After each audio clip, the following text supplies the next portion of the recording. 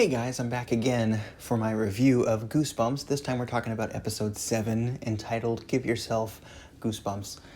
I apologize for me talking a little bit quietly. There's somebody sleeping in the other room and I'm trying to be quiet in here and not wake them. Just like last time, I gotta say, full spoilers for everything Goosebumps up to this point, and also, weirdly this time, spoilers for It Chapter 2, and spoilers for Stranger Things, because those things are relevant and I gotta talk about those things for analogies.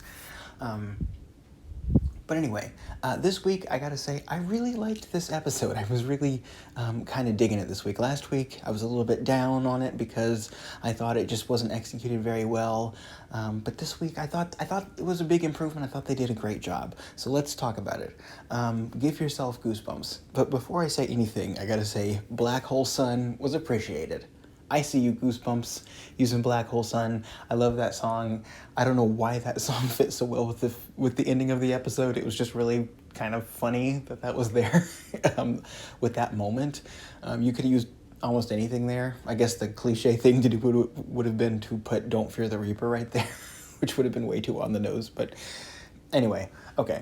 So this week, I don't think we're following anything strictly Goosebumps book related, because the other weeks, if you remember, they kind of adapted things from other Goosebumps books into this other series in a new way, and it's kind of not anthologized, but it's sort of serialized in this series.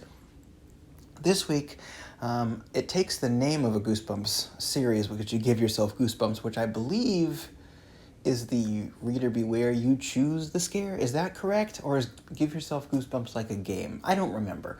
But I don't think it's a specific story. If I'm wrong about that, I apologize.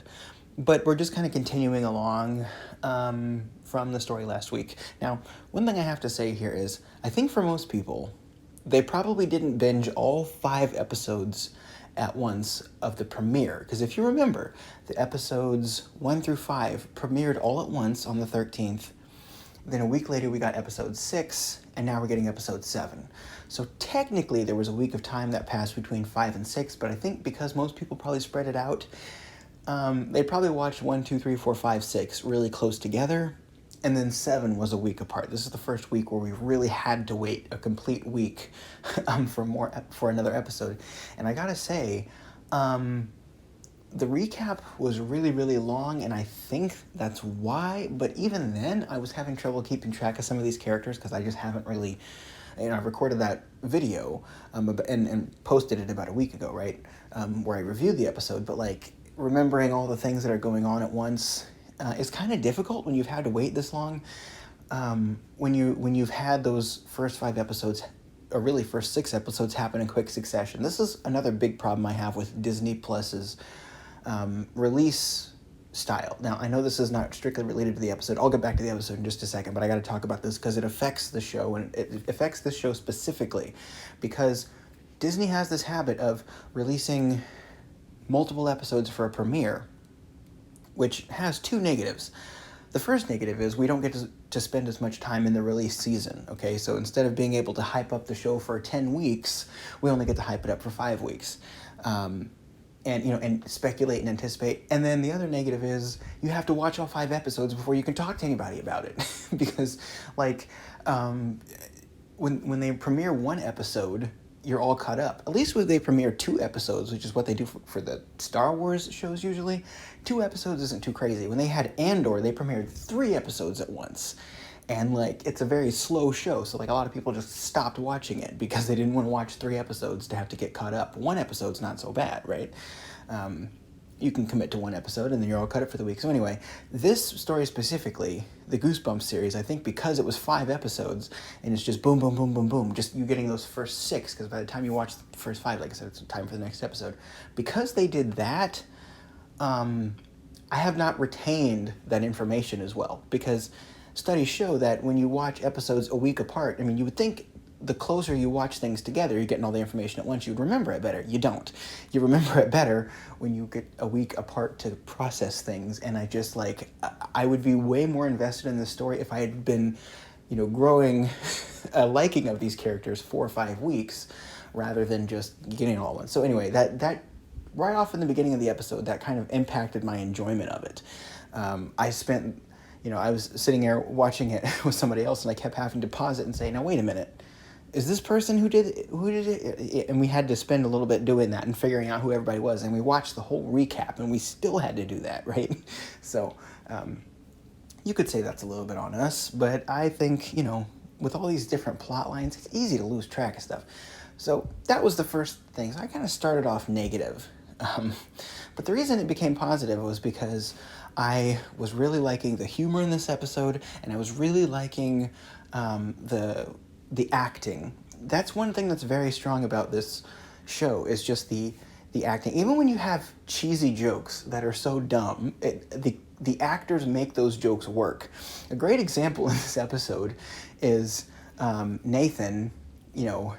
He gets punched back into his other self in the car, and he goes, "Do you have to hit so hard?" And he goes, "And you can't even hear me." And he's kind of like laughing that he's talking to himself. Like, usually in a show, like, if you don't have writers who really try to reflect how people would actually react to things, that moment would not have been nearly as funny. Like, you would have had him go, "And you can't even hear me," just like way exaggerating it, kind of like something you would see in iCarly. But just, if you were fighting between two consciousnesses of yourself, and then you're talking to nobody, you'd be kind of sitting there laughing at yourself for a second a bit. Like, little moments like that. Everything with the kids, like, attacking the teacher to get him into the other, like, that's where most of the humor was, right? That's really funny. And there's another moment in this episode where he says, "Oh yeah, I actually wrote some short stories in Horror Weekly." And the girl doesn't go, "Well, I don't care about that." And she doesn't, like, over-exaggerate, like, "Oh, that's amazing." She just goes, "Oh, yeah, that's so great." Anyway, it's just, when someone tells you something that's, they're trying to congratulate themselves and it's something completely irrelevant, and there's another thing that you have to focus on, you try to be nice, but you kind of can't help showing how impatient you are. She just nailed that. That was perfect, And this episode showed me, again, the perfect balance of, like, scariness and being kind of for a younger audience. This is not a children's show. This is not something, 4-year-olds, 5-year-olds would sit around and watch, right? It's something that teenagers would like, but it's not too graphic. It's not, It Chapter 2, right? So now I'm going to talk about the parallels, because, the parallels in this series, I talked about it last time with a different show that this show seemed to be copying with the Chucky thing, right? This time, like, It Chapter 2, as far as, like, the parents dealing with something, and I know, like, in It Chapter 2, it's not parents dealing with something. That's, again, there's a different horror franchise with the parents having to face the fact that the villain is coming back and taking it out on their children. That's a whole other thing. If you don't know what horror series that is, that's so integral to that horror series, I don't want to take that away. But it's a film series, very classic film horror series. You know exactly what I'm talking about. But this time it's like coming back at, all these years later to face the villain again. It kind of reminds me of It Chapter 2. And then, obviously, going down into the Upside Down, right? Going out into the black void was really, really reminiscent of going into the Upside Down. Like, I was just, like, there's a scene in Stranger Things 4 where they're going through the ceiling of one room and ending up on the mattress somewhere else, and it's just, it was so close to that. One other thing that was kind of negative that I actually didn't care about by the end of the episode, maybe it was a little bit of a missed opportunity, but maybe they'll do it later, is I thought for a lot of the episode that Nathan was not actually with the kids and it was just Biddle playing a trick, because he was like super, he was like being very socially awkward, which both Biddle and Nathan are super like socially awkward, which I like. Which is why that, portrayal goes so well, because I don't know if I talked about this last week, but when that actor is playing the teenager, like, his mannerisms and the way that teenagers, like, they can be authoritative and they can be menacing, but they're also always socially awkward. Like, even, teenagers who do, like, terrifying things, they're still socially awkward because they're teenagers, and I just think the kid who plays Biddle and the guy who plays Nathan, I apologize for not knowing these actors' names, but they both play that so well, and so that's why that switch can occur so well. But in this episode, like, because the teacher was so cowardly about going, I thought that was Nathan trying to, like, I thought that was Bill trying to play a trick, making them think it's Nathan, And then, him saying like, oh guys, let's not go out there. Let's just, because he doesn't want them to find the exit. So that was distracting me for part of it, but that wasn't very long-lived. I realized it was him because they did the whole thing where they switched perspectives. I have a feeling, just knowing how this writing is going, this is pretty good writing, that probably was put at that moment in that way so that you would know that that's not what was happening, because maybe you were supposed to be guessing that up to that point. No, none of the characters were ever talking about maybe it's Biddle, maybe it isn't. They did in the beginning, right? In the first few seconds where it's like, how do we know it's you? And then they pretty much believe him. But I wouldn't be surprised if they put that car stuff in there as long as they did, just so that you know, okay, this is Biddle, this is Nathan, right? So that played really well. That scene where, I apologize, guys, these names are so hard to keep track of, like, between the parents and the kids, like, just remembering all the names. But whoever the girl was who went down into the void and found that, like, her going into that room and finding all those dummies in there, that was really creepy.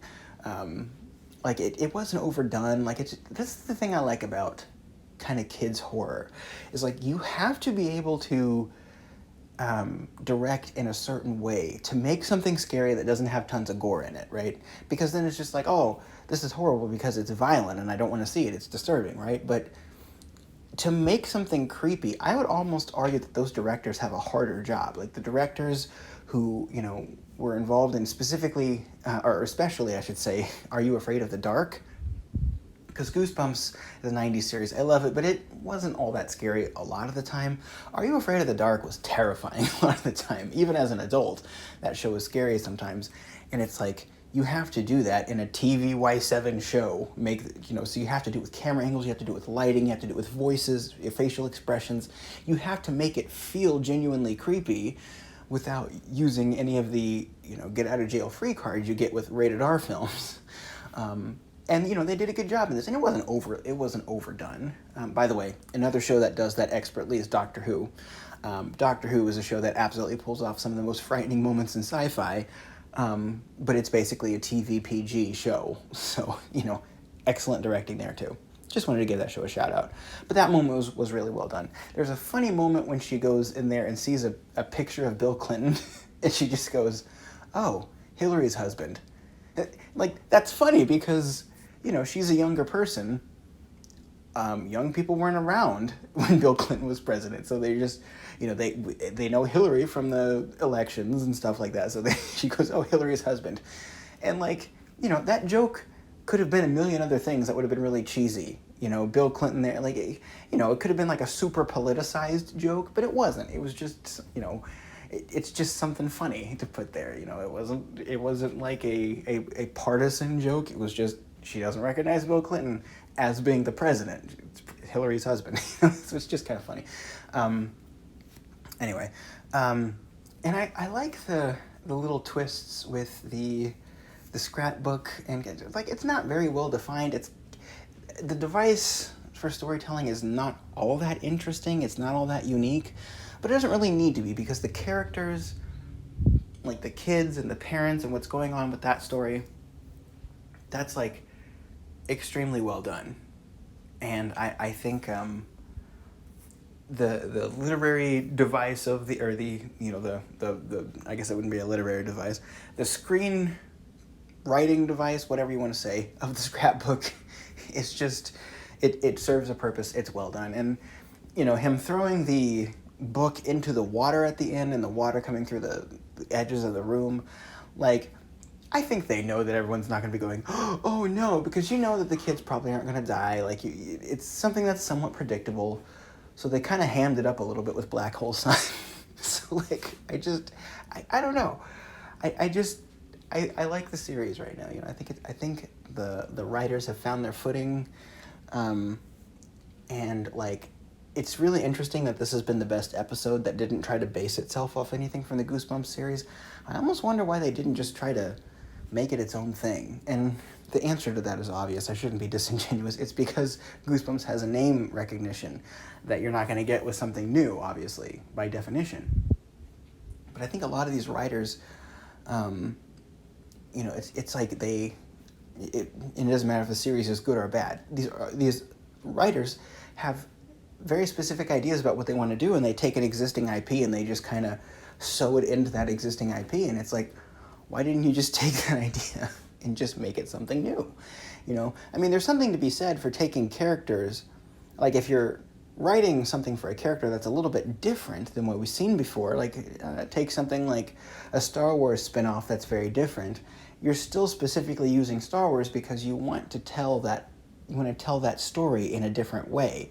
That's different from just saying, I have this idea for a show, let's just use Goosebump characters, you know, or Goosebumps books. I said the singular Goosebump. I did the thing that adults used to do in the 90s.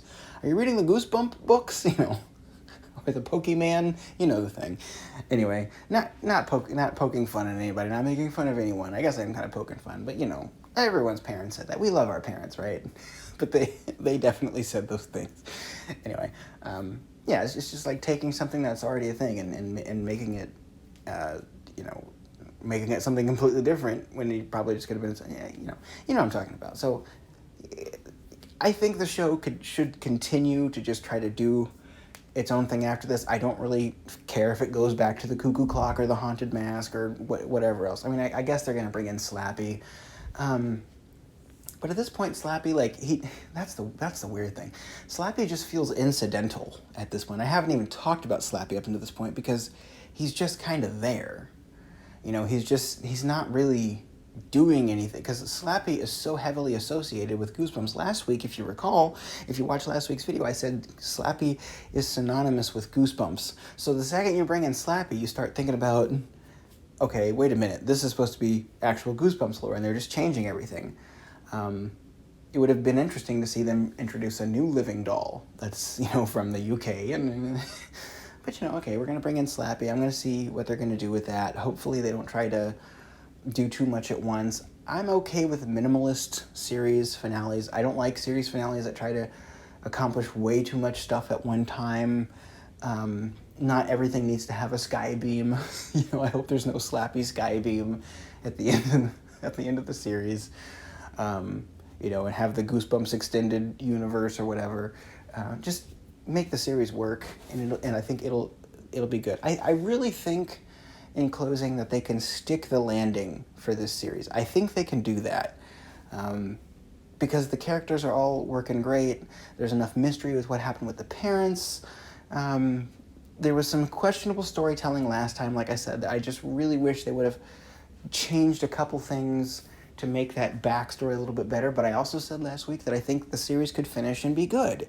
And if they can stick this landing, if they can, you know, tie this stuff up with Biddle very well, I'm sure there's going to be a second season, but however they're going to finish this season arc, and I also don't like it, by the way, when they don't finish the story in a season. Like, not every season needs to wrap everything up, but at least accomplish something at the end of the series. Don't just end abruptly and be like, see you in a year. I hate that. If they can end it well and keep it going, I would rather them just maybe have a couple seasons and nothing else. But a couple seasons and nothing else. But you know, if they can end it well, then I'll be very satisfied at this point. Because there's more good than bad. There's a lot more good in this series than bad. The cast is so strong. The music is quite good. Just the way the writing is done is good. Even when they have some missteps, they bring it back. So yeah, I think at this point I would rate the series as a thumbs up. In this episode, I'd probably give it a good 8 or more out of 10 for this one. Because like I said, they weren't copying anything. They were just doing their own thing, which is what I wanted from the beginning for this kind of thing. So, what did you think of this episode? I know this was a longer review, and I apologize for that. But let me know your thoughts from this episode, and I will read the comments, and I will talk to you guys next week. Thank you so much for watching. If you like this, give this video a like, and until next time, see you next time. Bye-bye.